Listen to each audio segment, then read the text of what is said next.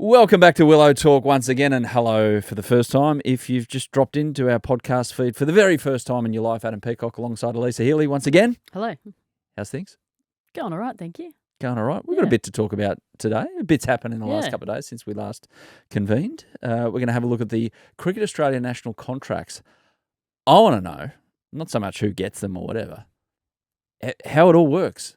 Oh. Is it like a ranking system like Mark Zuckerberg did once upon a time in college, and that folded into how Facebook worked? And is it favoritism in that regard? What does it mean? How does it work? Can you give me the answers? I can run you through what my explanation of it might be, but I can give you the answers. Excellent. Yep. Excellent. We're going to go through the IPL, have a little look at Hads's Punjab Kings. Ricky Ponting's involved as well, but it's Hads's Punjab Kings. They're flying. They are flying. Surprisingly, Hads has been quite quiet on the group chat of late, and I think he's prioritising winning, but it's early days. Can you double down on my message to him and saying that they're competition favourites now? Yeah, let's just get into him that way because bring him favourites. down. But I did remind him that I haven't played Delhi yet, so yours to lose. You are going to the IPL soon. I had a look at the schedule. The Delhi Capitals travel to the north of India to take on Punjab Kings on May 9. Are you going to be there? Yes. Hopefully we'll still be there unless I've had like a rather large blow up and had to fly home early. But with who? I will whoever. It doesn't matter who it is. I will still be there, and I've actually never been up the top there, so I'm really looking forward to that. So the question is, are you going to support your fellow Willow Talk co-host and wear a Punjab Kings hat, or are you going to Delhi Capitals, or you could maybe just take your Willow Talk hat? Oh, I was just going to wear my UP Warriors shirt. But, come on. Someone's got an auction coming up, have they? No. Well, that's actually a really good question, but luckily I've got till May 9 to decide that, and I'll have a bit of time over there with Delhi, and I'll just wait and see how much they welcome me into the fold before I decide.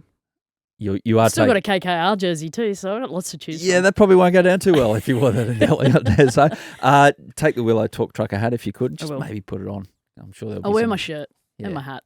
Excellent. I'll rep. Excellent. County season's about to start over in England. Look forward to the inevitable picture of a ground covered in snow because they've had a cold snap to start things over there. So I'll have a look at the Aussies who are involved over there. There's a stack heading over to the old Dart to play a bit of cricket. And Sundries, we may be witnessing the birth of a cricket super baby from England, which is a scary thought.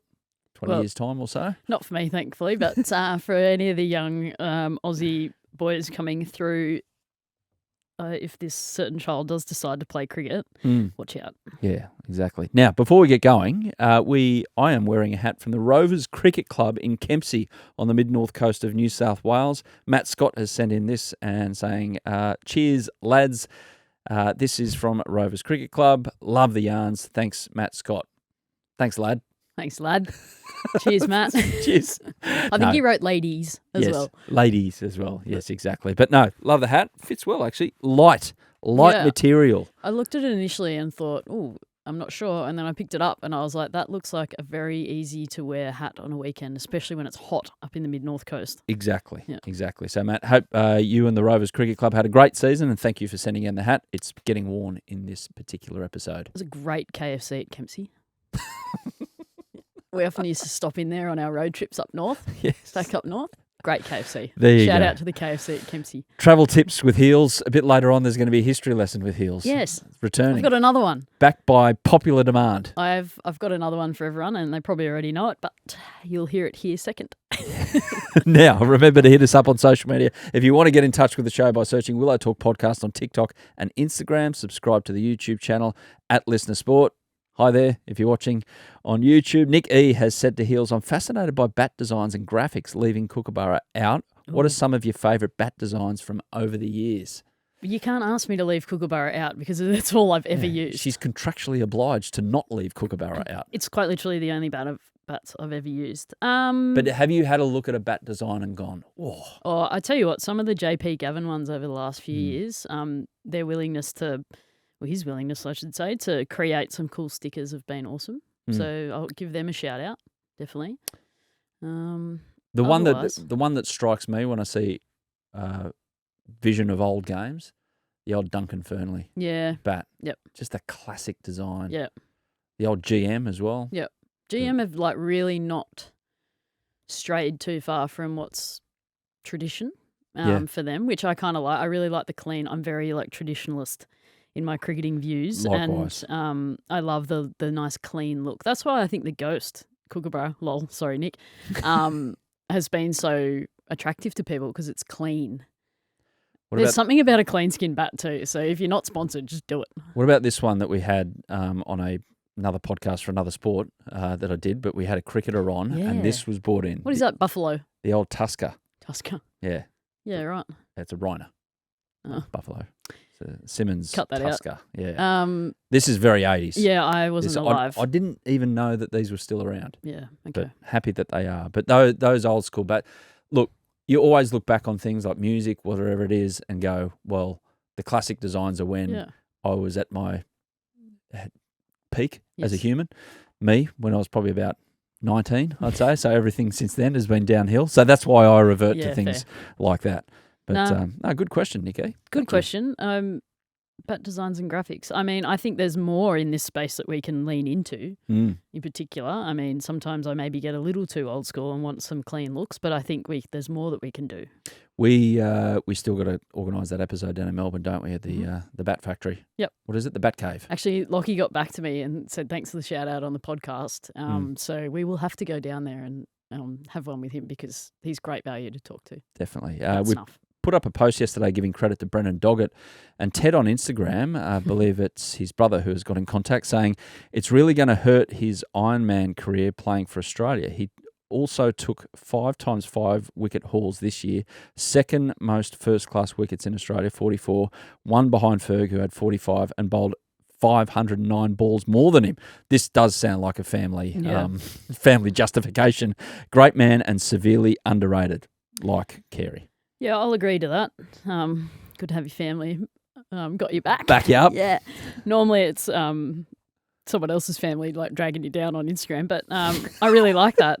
That's cool. But yeah, I agree. I think he is like quite underrated, and I know that Mitch, I think, spent a bit of time with him like back in the NPS back in the day. I'm pretty sure that's where it was anyway, or maybe like an Aussie tour, and couldn't have spoken more highly about him. And my run-ins with him are exactly the same. So it's nice to see him doing well. He's on the radar, obviously, because I skipped over it earlier in the week, but he did get called into an extended squad, didn't he, over summer? Yeah. Was it for the Adelaide, or maybe MCG? Yeah, he's been there and thereabouts, and I think that's what performing in domestic cricket will do. It puts your name up at the right time. Fergus O'Neill as well. All of a sudden people are starting to talk about him. So I think it's cool, and it's like I said before, it's nice to see people paying attention to the domestic game. So here at Willow Talk, if you're a family member of a cricketer of promise, just send in the stats and we'll be happy to get across them and come across, get across your point of view as well. Leave us a review and follow on Listener app, Apple Pods or Spotify. And Daniel on Spotify has said, we need Keith Arthurton on the show to do a play-by-play breakdown of his first and last Test scalp. Can we please? Oh, I think that would be good. I mean, we could still do Willow Talk on tour and go over to the West Indies and Fardib. I found the vision of Bluey's dismissal. Greg Blewett joined us earlier in the week. Have a listen. Bluey was great on the on Willow Talk. And he ran us through what was a pretty funny story in the end of getting out to a long hop from Keith Arthurton only when he had a Test century in his hands in the West Indies in 1995. Well, funny he said that. You said that. Did you tell him that he had Test century waiting there? Because, I mean, he got out for 69. You don't know what's going to happen after that. He was creaming everything. I know, but he creamed that one straight to the field. That's cricket. Was there a dismissal that you still look back on and go, how, why, what? Because it sounded like that was that for Bluey. Yeah, probably 99 at the whacker. You keep on bringing it up.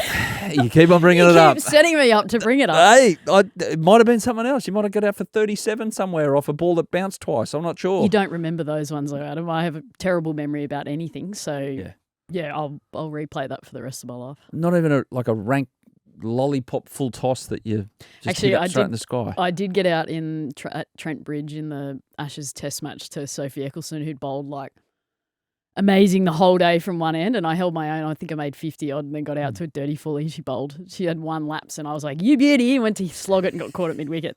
So maybe that one. Maybe I had a test century just hanging there. You being the competitive person that you are, overs, unders, the number of times you swore before you stepped over the rope on your way off there, 13, 14? Oh, Or do you just give yourself the silent treatment when you get out like no, that? I'm quite vocal. Yeah.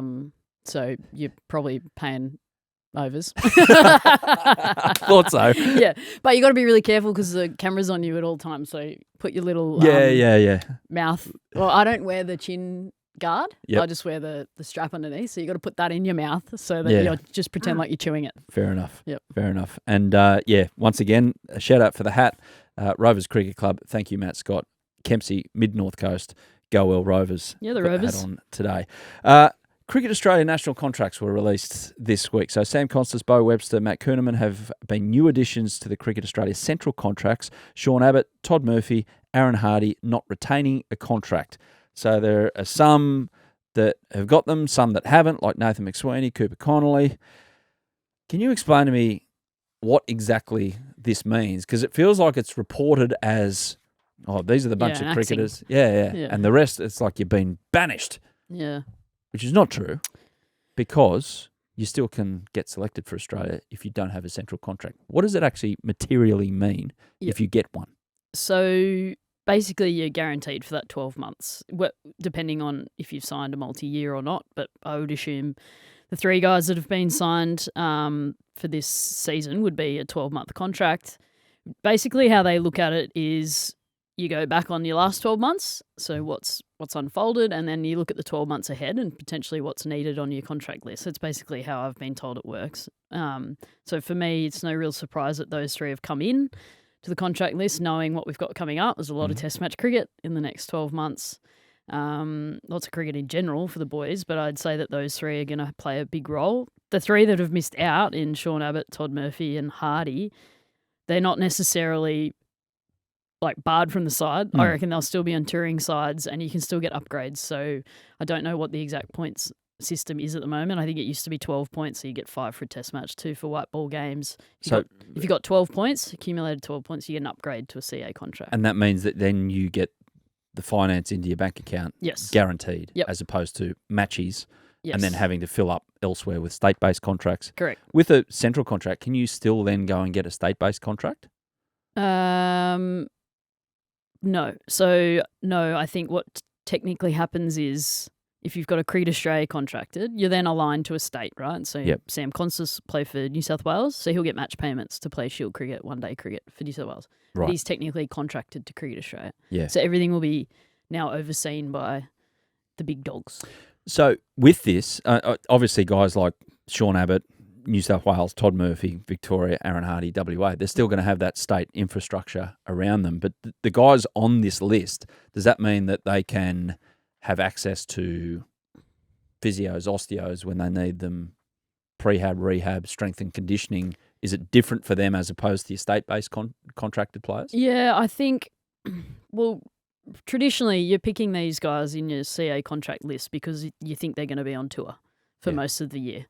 So that means that probably they'll be overseen a bit more by Cricket Australia staff. But if they're not necessarily on tour, then you're still managed by your state programs, but probably dictated to by the top. So it varies. But yeah, you'd assume that these guys that have been selected will be on tour for much of the year.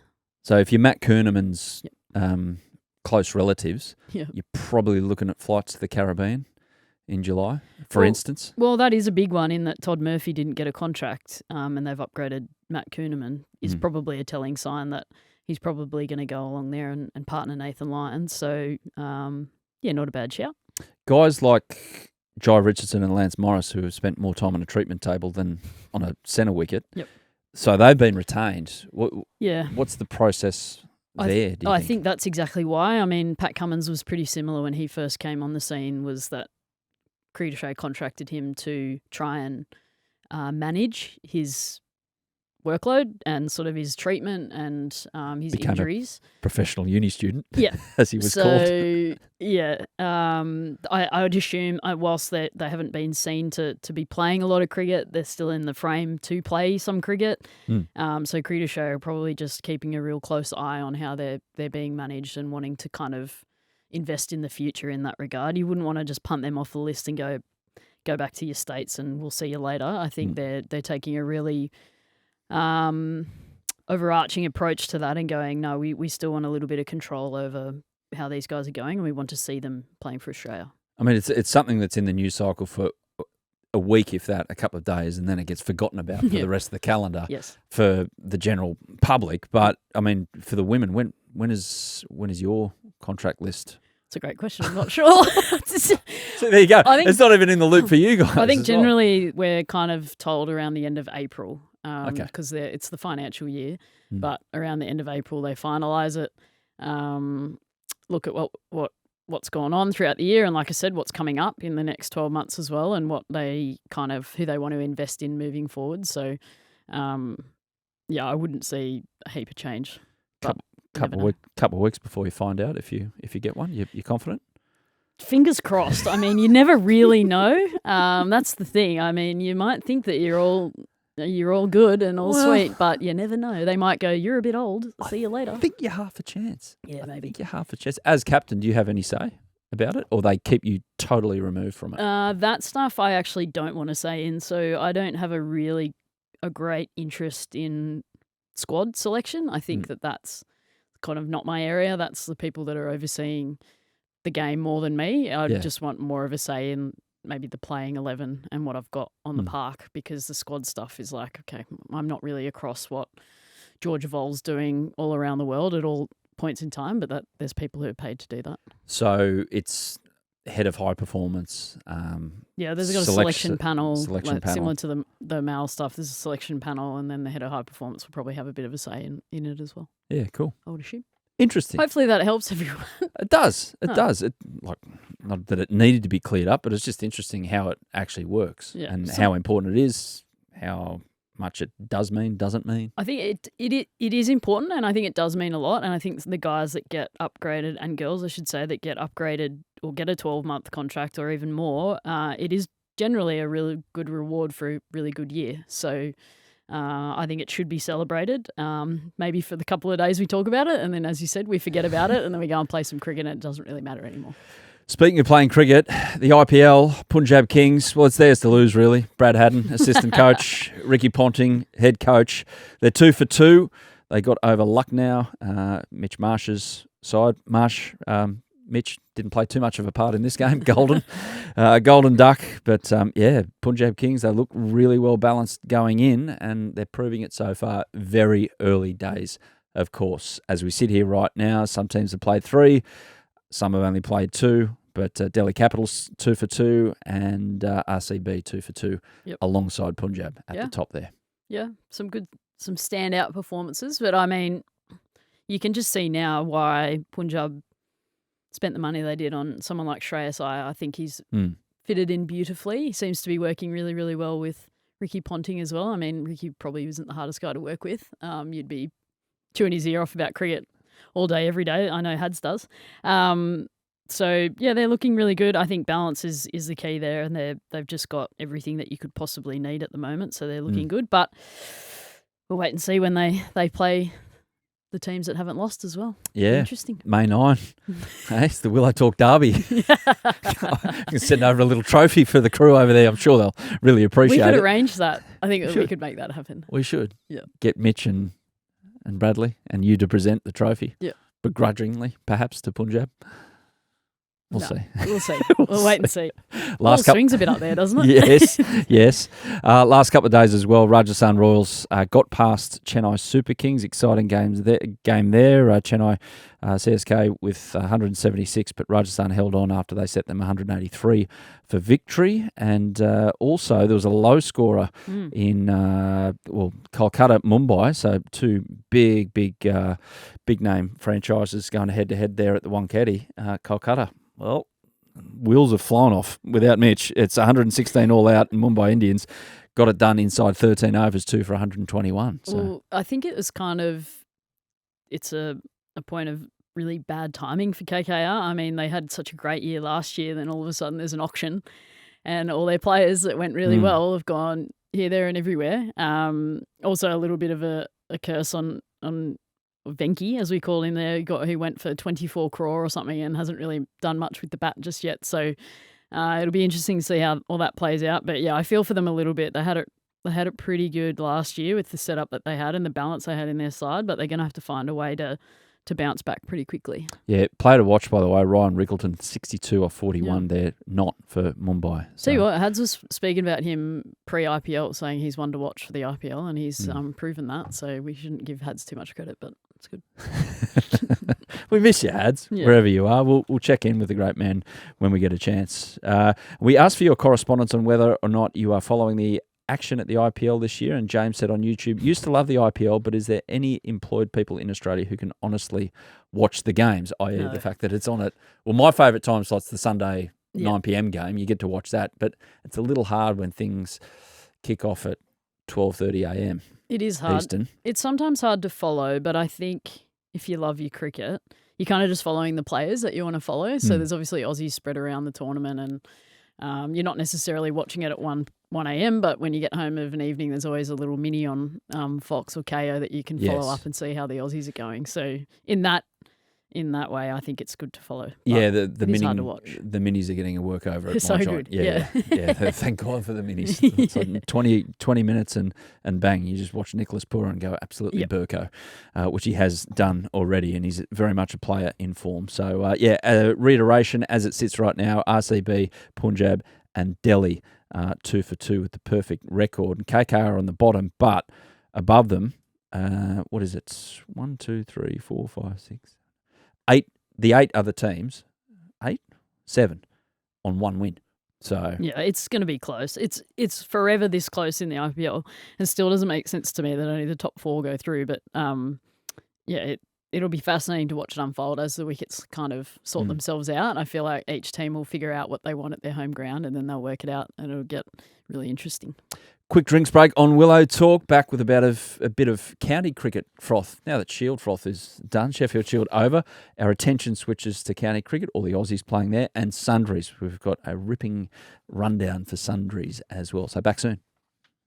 County cricket returns this week in England. It's always of interest, a little added interest. What are you worrying about? Well, here I was thinking maybe, Willow Talk might just be a bit more cruisy. There's a little less cricket to talk about. Blimey, never ends. Have you seen the calendar this year? Well, yeah, I have. Have you seen the calendar next year, by the way, for Australian men? Yeah, I have. I don't know what the women's are like, but far out. I haven't looked ahead. It's a bit too terrifying, if you ask me. So, yeah. Anyway, cricket non-stop. Cricket in beanies over in the UK. What a time to be alive. What a time to be alive. Jimmy Anderson has set his sights on playing cricket until he's 45, but the 42-year-old is out of Lancashire's first game this Friday. He's pulled up with a mild calf tear. Oh, no. I'd like to know more about this, though. It was on a pre-season trip to Spain. Yeah.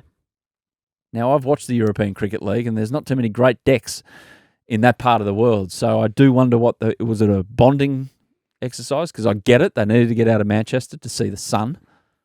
No, they genuinely have a training facility. Yeah, in Spain, I'm pretty sure. This literally just came to my head. Have you been? No, but I've been told about it. So a lot of the English, obviously they can't train. It's hard to train early parts leading into their summer. So they actually have some sort of training facilities down there somewhere. I don't know Europe overly well, but I'm pretty sure somewhere there. There's also a lot of golf involved, I'd assume. But they have facilities. Right. This is going to be a part of the Willow Talk World Tour. The Desert Springs Cricket Academy boasts a world-class international-sized grass pitch with floodlighting and modern changing facilities. It includes 24 grass wickets with dedicated run-ups, practice nets, and all the essential training equipment to support player development at every level, plus 5 golf courses in the... No, I don't know about that. 15, you mean? Yeah, I'm almost positive because I remember having this discussion with maybe Sophie Eccleston, and I'm pretty sure the ECB had a big help in getting this facility up and running because a lot of their, players utilise it. So, they got a pretty nice setup over there. Andalusia, southeast Spain. Can see myself heading there. We'll add it to the list. Add it to the list. Hey, it's a 2-for-1 stone for me as well. Football, cricket, all in the one place. Don't need to go anywhere. Fabulous. Football, but carry on. Anyway, back to cricket. I'll convert you. No.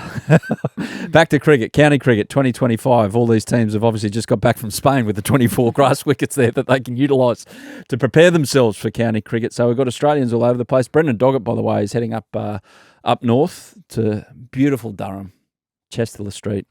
Fantastic. The Aussie influence up there with Ryan Campbell and also Marcus North involved up there. But Bancroft's going back over. He just loves it over there. He's gone to Gloucestershire. Cameron Green, April, May only to Gloucestershire. Jack Edwards, come back, mate. Unlike your brother. That'd be good.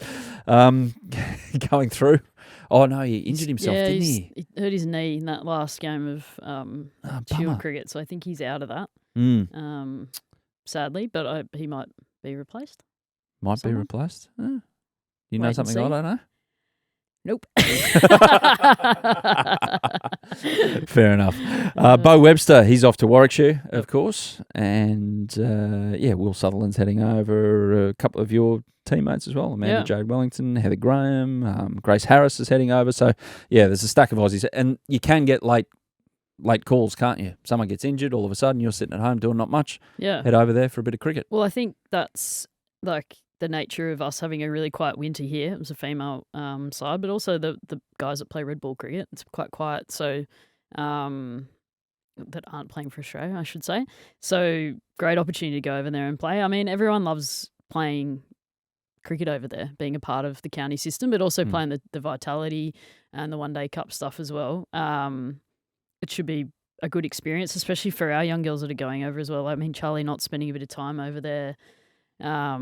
Who else? Heather Graham, Grace Harris is going over. So it's a great opportunity that there's cricket all year round now. Saves you doing a pre-season, let's be real. Do you love playing over there?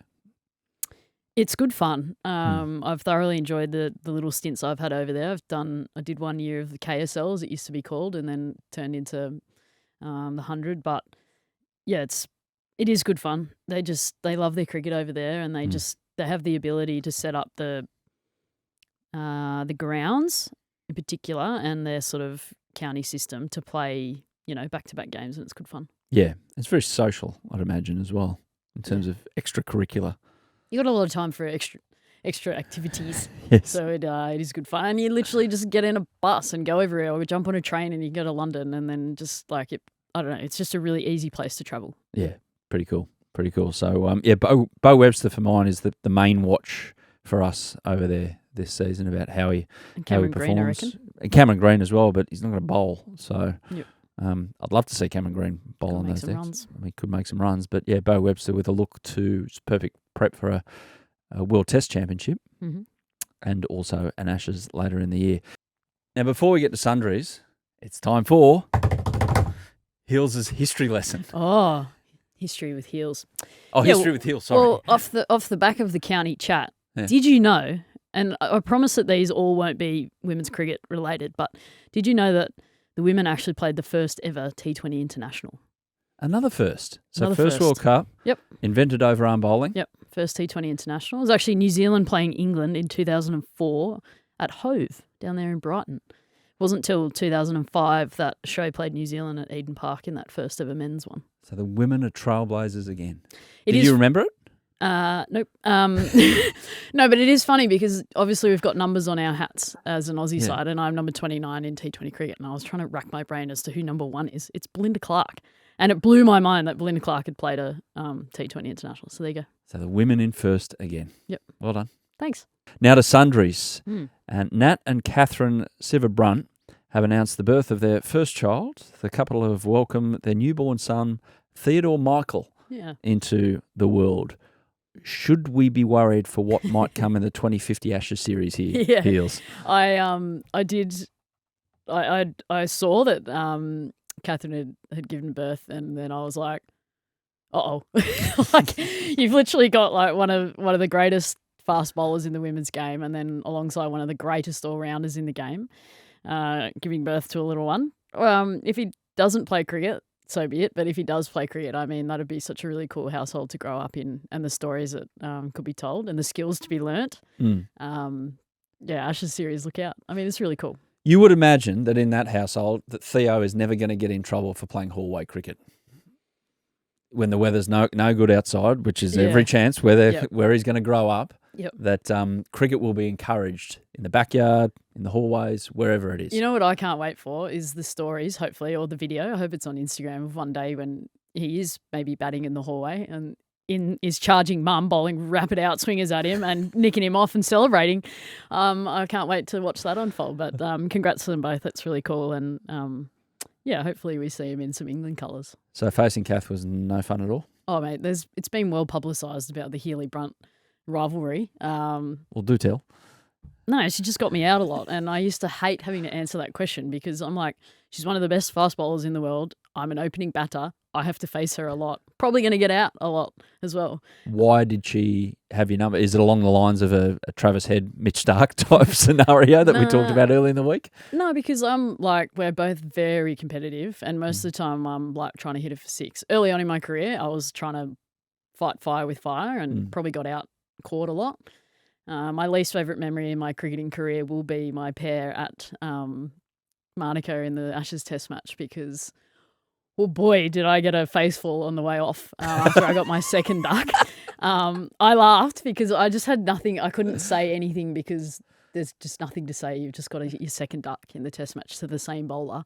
It's caught the same way. In the innings in between, had you been saying a few things with the gloves on behind the... No, never.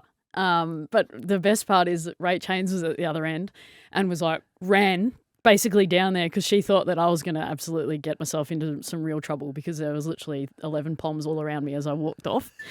But I let it go and grew as a human after that. But no, she was fierce and just highly skillful, knew exactly how to work a batter out, and I got worked out a lot. Hang on. How long after that actual incident in the middle did you let it go?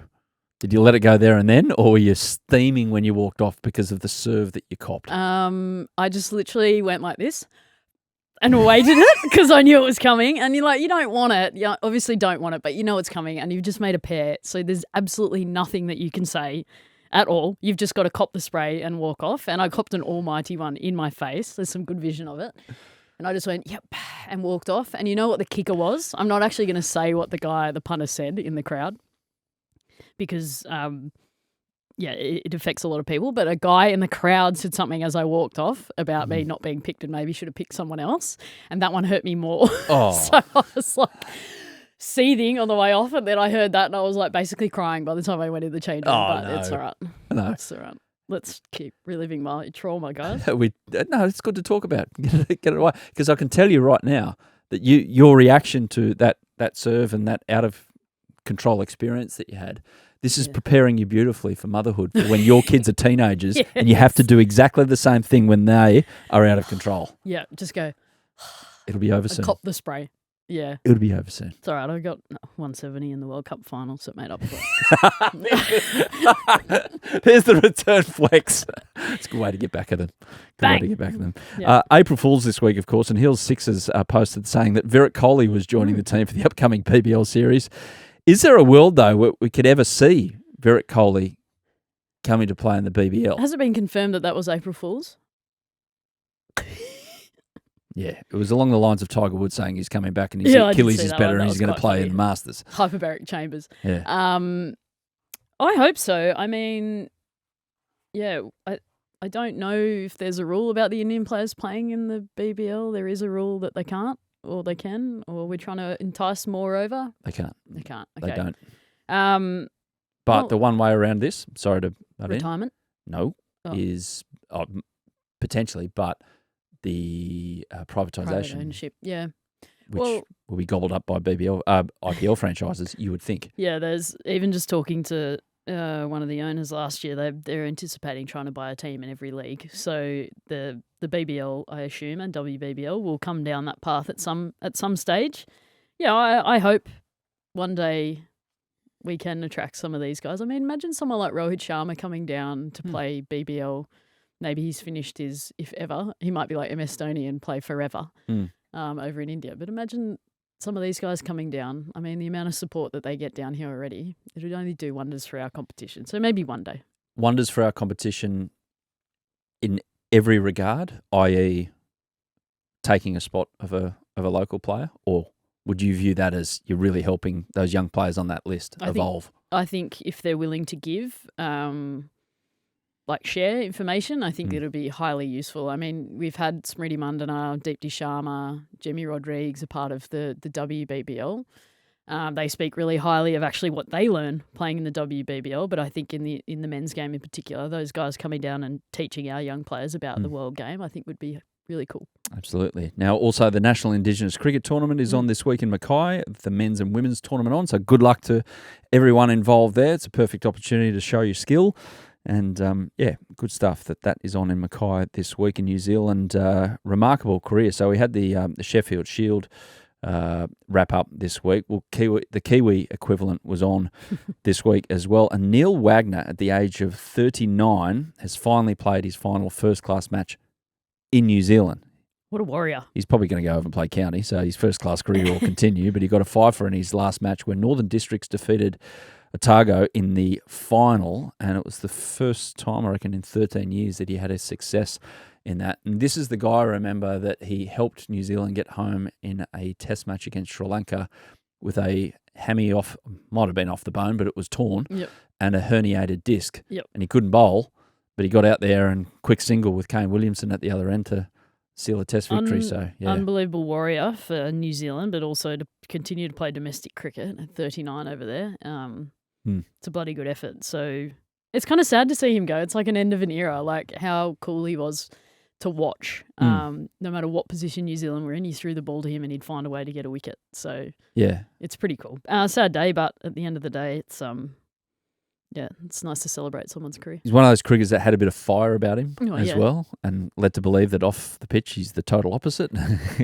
He's literally, he is very much that. And I was just thinking of, because Hads always praised the Kiwis about being too nice, but I was like, Wagner was never that nice. But then off the field, he is exactly like that. He is nice. He's the first one to probably grab a beer and sit next to you and have a chat, which is cool.